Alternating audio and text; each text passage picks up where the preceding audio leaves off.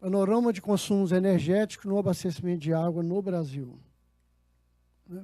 Inicialmente citando o nosso Sistema Nacional de Informações sobre Saneamento, é o SNIS, sistema que tem 20 anos de existência, né?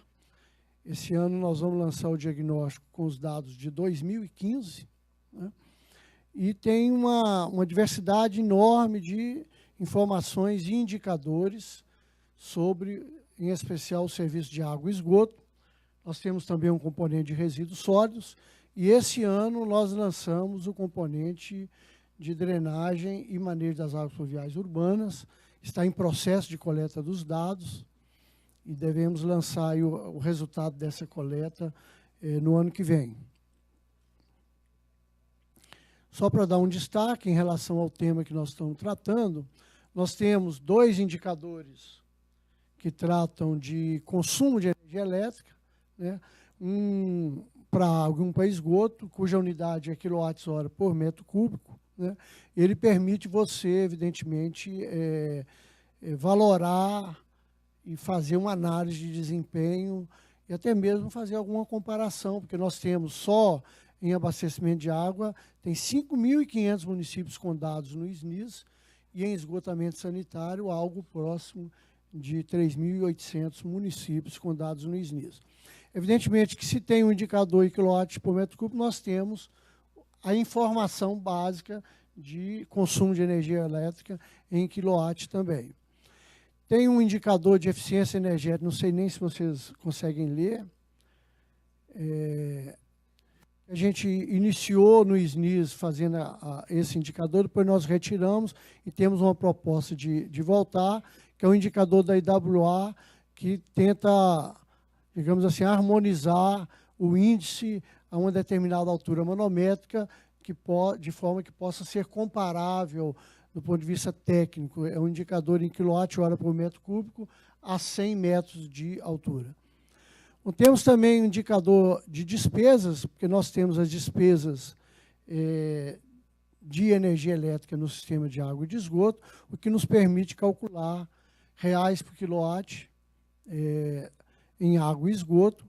E temos também qual é a participação do custo de energia elétrica nas despesas de exploração do serviço e até mesmo nas despesas totais, caso queira fazer essa conta também, considerando as despesas totais.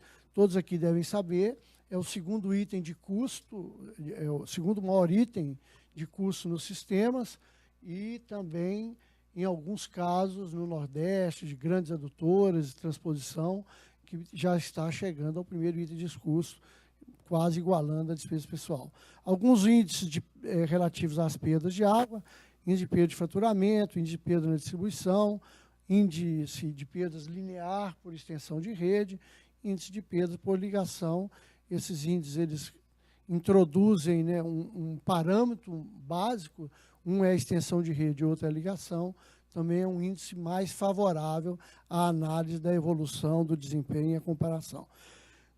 Temos índice de hidrometração e índice de micromedição, portanto, um conjunto de dados que favorecem toda a análise que precisa ser feita de desempenho nesse campo das perdas e nesse campo da eficiência energética. E, por fim, o índice médio per capita de consumo no Brasil. Bom, aqui um destaque para as despesas, né? No folheto já foi lido, 3,4 milhões de reais foram gastos no ano de 2014. Esse gráfico vai de 2013 até 2014 e mostra que é uma curva ascendente. O azul é água e o marrom é esgoto. Marrom, portanto, uma contribuição ainda muito pequena nessas despesas, e elas correspondem a 12,8% dos custos operacionais desses sistemas de água e esgoto na média nacional. Isso varia, evidentemente, de acordo com as características do sistema. Do ponto de vista de uma comparação nacional, com todo o consumo brasileiro, 475 terawatts em 2014, né? Tem aqui consumo industrial e próprio, 39%, comercial, 19%, residencial, 28%, aí vem o rural, iluminação pública, e a nossa participação ela está classificada pela ANEEL no conjunto de serviço público, né, que é 3%, e desses 3% de serviço público, a maior participação está em água e esgoto, com 2,2%. Né? Então, embora seja um percentual pequeno no cenário nacional, ele traz uma despesa elevada, impacto na tarifa, e como há perdas e há desperdício, a gente tem potencial grande de recuperar isso aí, melhorando a eficiência. Do ponto de vista de metas do governo brasileiro, para esse tema, a gente destacou 2 exemplos aqui, né? Um exemplo muito mais diretamente ligado a nós, que é a meta do Plano SAB para redução de perdas. Nós temos uma meta de reduzir as perdas médias, que em 2013, né, eram de 36%, para 31% em 2033. É uma meta bastante conservadora, né? Todos nós, tanto aqui do Ministério como de analistas de fora, acham que é possível ter uma meta um pouco mais ousada. Mas fizemos isso de propósito, exatamente para promover o debate e a discussão sobre isso, de forma a avaliar anualmente e a rever a cada 4 anos. O Plano SAB será revisto a cada 4 anos. Não temos meta específica para consumo de energia, uso racional de energia, mas como vamos revisar o plano e temos agora esse projeto trabalhando especificamente o assunto, a tendência é que na primeira revisão do plano a gente inclua uma meta dessa natureza. E existem as metas, os compromissos do país, né, firmados na COP21, né, em Paris, cujo indicador estabelecido pelas Nações Unidas, contribuição nacional determinada, a gente prevê uma redução de 37% das emissões de carbono até 2025 e 43% até 2030. Isso, a nossa contribuição ao trabalhar a eficiência energética do setor saneamento, estará ajudando nessa meta nacional no que diz respeito às mudanças climáticas e aos gases de efeito estufa, porque a matriz energética brasileira tem se alterado, né? Nós não estamos mais naquele caso de uma matriz apenas de hidrelétricas, mas estamos com outras fontes que vêm sendo usadas e algumas com impacto na questão das mudanças climáticas. Bom, alguns dados que nós trabalhamos aqui para depois avaliar o potencial que nós temos, né? São projeções, tem várias questões envolvidas nessas análises que eu vou mostrar, alguns parâmetros, alguns pressupostos, algumas premissas, não é algo assim, um tratado científico, mas permite a gente visualizar bem os potenciais que nós temos. Bom, no SNIS, de 2004 até 2014, nós saltamos de 8 terawatt para 11 no consumo de energia em água e esgoto no Brasil. Se a gente fizer uma projeção disso daqui, vamos chegar no horizonte do Plano SAB, que é 2033, com 25 terawatts-hora, né? Se nada alterar esse quadro, né? Se nós aplicássemos, né, as metas das contribuições nacionais determinadas, que o Brasil se comprometeu com elas, esse índice teria que, ao invés de continuar subindo, cair, né? Análise que foi feita. Aqui para aqui, porque as metas são para 2030, as metas da COP21. Tá? Então, essa projeção, evidentemente, nós teríamos que trabalhar para essa inclinação dessa curva reduzir. E temos potencial para fazer isso, né? Nós vamos usar aqui eu acho que são 3 casos, né? O primeiro é você, antes disso, falar aqui do índice de consumo. Aqui nós temos o consumo de energia em abastecimento de água, numa comparação com o INDC. Aqui nós temos o consumo específico, aqui é o consumo absoluto, aqui é o específico, né? Nós estamos no SNIS em 2014 com 0,70, e se mantivermos a linha e projetá-la, nós chegaremos no horizonte do plano com 0,80 kWh por metro cúbico. Parece que é um crescimento pequeno, mas isso traz esse impacto que está na curva anterior de chegarmos a 25 terawatt-hora, né? Então, nós trabalharíamos nessa redução e, evidentemente, que esse índice cairia, né, esse consumo específico, né? Bom, as três linhas que nós, então, exercitamos aqui, uma é você trabalhar com uma redução da curva de consumo médio per capita de água, tá? Hoje nós temos, segundo dados do SNIS, um consumo médio brasileiro de 162 litros por habitante dia, né? Se nós projetarmos isso para o horizonte do plano, nós chegaríamos em 216 litros por habitante dia, tá certo? Nós podemos trabalhar sem prejuízo ao abastecimento das pessoas, ao abastecimento de usos públicos, comerciais e industriais. Nós poderíamos trabalhar uma inclinação menor para esse crescimento do consumo, com consequente impacto, evidentemente, no consumo de energia. Temos também as perdas de água, né? Nós estamos nesse patamar.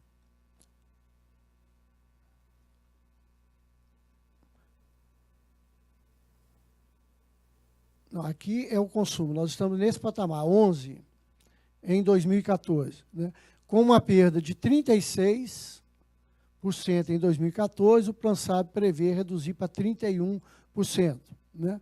Se nós alcançarmos essa meta, que é bastante conservadora, nós estaríamos com essa curva chegando aqui, com um consumo, ao invés de 25, que estava naquele slide anterior, seria um consumo de 21 terawatts, com uma redução de menos 4, né? Há também um exercício aqui feito com a questão da emissão de CO2, que eu vou me limitar a trabalhar o consumo de energia, né?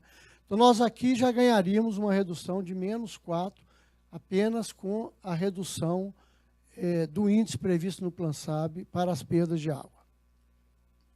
Se nós trabalharmos a melhoria dos sistemas elétricos, né, as concepções dos sistemas elétricos e também dos sistemas hidráulicos, favorecendo o uso racional de energia, nós fizemos esse exercício trabalhando com uma redução do consumo específico. Ao invés de 0,70, trabalhar com 0,56 kWh por metro cúbico, numa redução de 30%. A análise que foi feita mostra que há um potencial até maior, dependendo da região, dependendo do sistema, dependendo dos municípios que têm dados no SNIS, é possível você prever até uma redução maior, de até 54%, casos onde o consumo específico está muito alto. Nós trabalhamos na média de 30% de redução. Isso faz com que aquela curva de consumo, volto a dizer, que é 25, em 2033 ela cai para o patamar de 18. Em 2033, aqui um potencial de redução de 7,6 terawatts ao final do plano, evidentemente, né? Há uma redução que vai ao longo do plano, né? Você vai trabalhando para reduzir, vai ao longo do plano, de forma que você chega com essa redução em 2033 e esse consumo específico. A terceira linha é você reduzir o consumo, conforme eu disse logo no início, você reduzir o consumo per capita, né?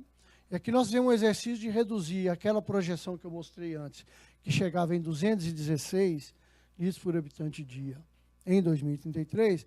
Se nós reduzirmos isso em 10% no final de plano, né, o consumo cai para esse patamar, né, da 21,5, 21,5, porque aqui é 25, 22,5. Então, menos 2,5 terawatts no consumo, né? Isso apenas trabalhando no sentido de que o crescimento do consumo médio de energia não siga na linha que está hoje, né?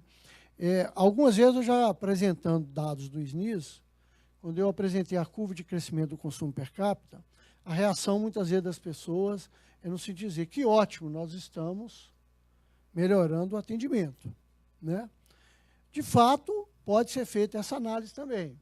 Mas há também uma análise que é no sentido de que você está com um crescimento desordenado desse consumo, né? Não há um controle do ponto de vista ambiental, de você controlar o consumo, porque para o prestador de serviço, se é medido e tem uma cobrança, do ponto de vista comercial, quanto maior o consumo, melhor, né? Mas do ponto de vista ambiental, da gestão dos recursos hídricos, há um limite para isso, né? Então, a lógica de você prever uma redução no consumo é essa lógica, do ponto de vista que há um limite ambiental, um limite de consumo do recurso hídrico que você precisa trabalhar, né? E eu acredito que, na média nacional, você chegar em 194 para o Brasil não é algo pequeno, né?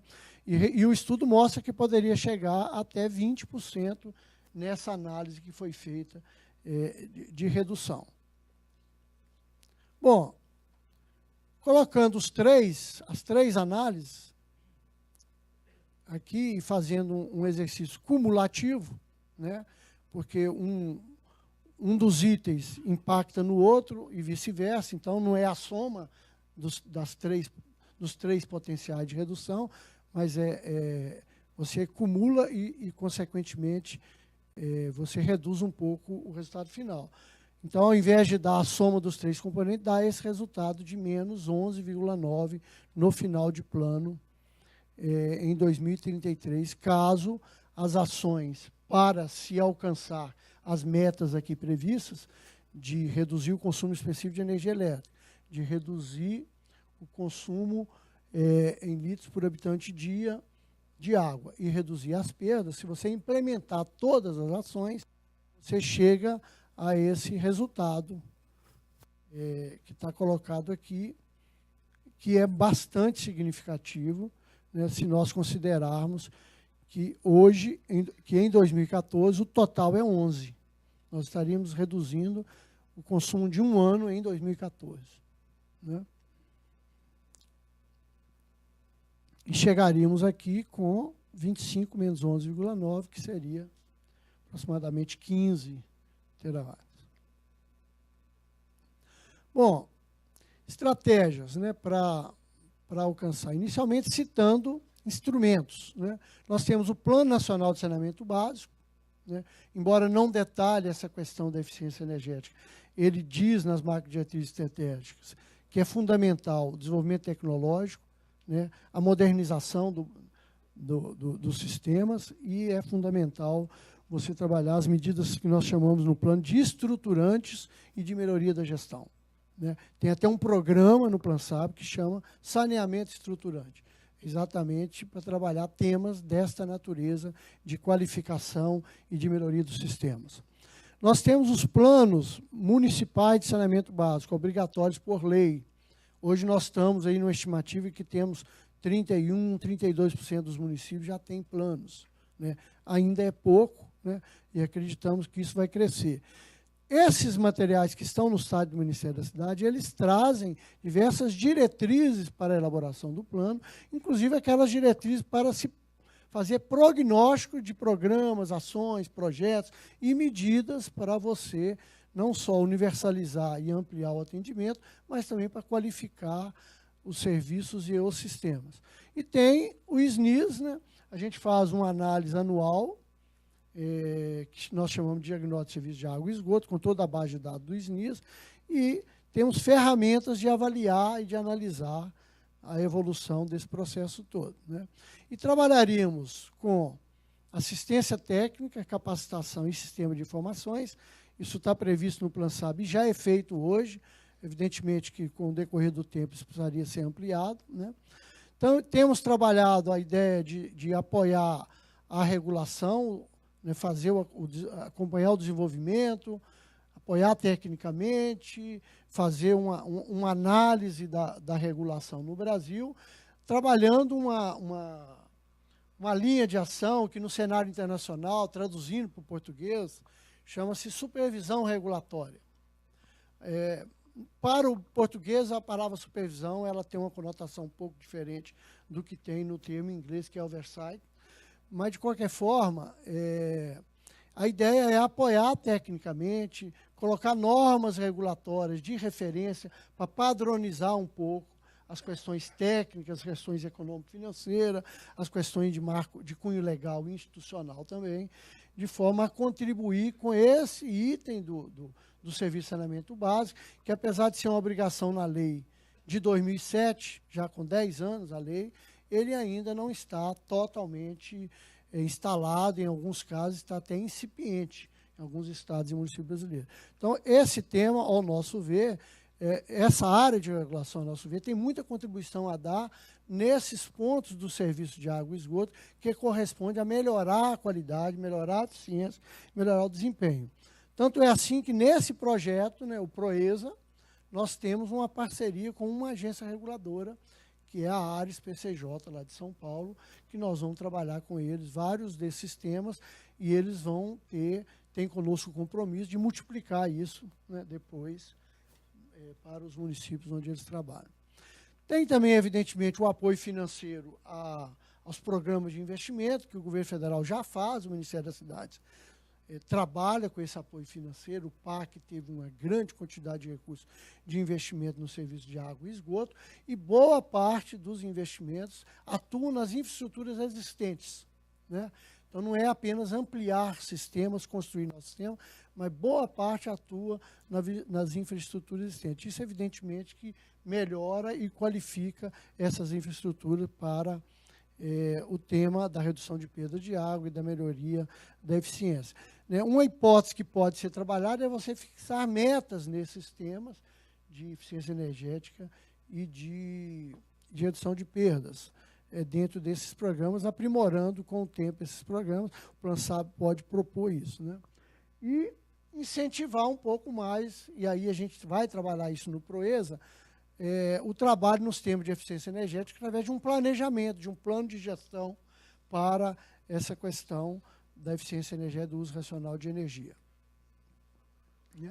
Aqui pontos que, ao nosso ver, devem estar nos planos de saneamento básico, a nível de diretrizes, a nível de estratégias, não é necessário um grande detalhamento, mas promover o uso de indicadores de eficiência energética nos planos, referenciar, definir, caracterizar programas de uso racional de energia, referenciar a necessidade de se fazer análise econômico-financeira, né? Isso não vale apenas para a questão da eficiência energética, e no monitoramento e avaliação dos planos, prever alguns indicadores e metas também para esse tema da energia elétrica, né?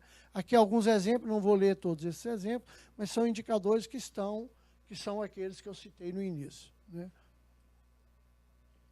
Por fim, mais especificamente, esse é o último slide, né? Algo que vocês conhecem bem, mas está apenas aqui listado para refrescar a memória de todos nós, o que deveria ter um programa, uma iniciativa de uso racional de energia elétrica. Análise das contas de energia, um sistema, né, cotidiano e rotineiro de análise das contas de energia. Eu nunca me esqueço, uma vez que nós fomos fazer um trabalho e o pessoal que estava trabalhando no projeto descobriu que tinha várias contas de energia sendo pagas de unidades que já estavam desativadas, né? O tempo foi passando, as unidades foram desativadas e a conta era emitida e o pessoal pagava a conta normalmente. Bastava um sisteminha de controle, né? Adequação tarifária, análise das estruturas tarifárias, daquelas tarifas que o sistema elétrico prevê para a gente. Às vezes você se enquadra na tarifa errada. Gerenciamento da eficiência dos bombeamentos, redução de potências demandadas, aquele fator de demanda que você paga, medidas de controle operacional e de automação, minimização de consumo durante o horário de ponta. Isso aqui é fundamental. A gente tem trabalhado aqui numa parceria com a GIZ, num projeto de fomento ao uso do biogás das estações de tratamento de esgoto e das estações de tratamento de lixo, né, gerando energia para as unidades de tratamento, e em especial com potencial de você armazenar, porque o biogás pode ser armazenado, é uma energia que você armazena e usa no horário de ponta, né? Isso traz um retorno fantástico para aquela unidade e permite a autonomia da unidade do ponto de vista do consumo de energia. Isso é um projeto que chama-se ProBiogás. Quem tiver interesse pode consultar o nosso site. Tem muita documentação técnica sobre esse assunto. Mas mesmo nos sistemas hidráulicos, você pode fazer algum exercício de rever o seu sistema do ponto de vista da reservação, do ponto de vista das adutoras, né? Para você, estabelecendo um K ali, talvez diferenciado no cálculo da adutora, você conseguir fugir um pouco do horário de ponta. Manutenção eletromecânica e correção do fator de potência. Muita gente até hoje ainda paga multa por fator de potência. Isso é uma coisa de 20 anos atrás que foi estabelecida essas multas, né? E até hoje tem gente que ainda paga. Né? E aí você fazendo a otimização da carga de instalações. São alguns tópicos ponderantes em programas dessa natureza. Era isso, umas pinceladas para a gente promover aí o debate. Muito obrigado.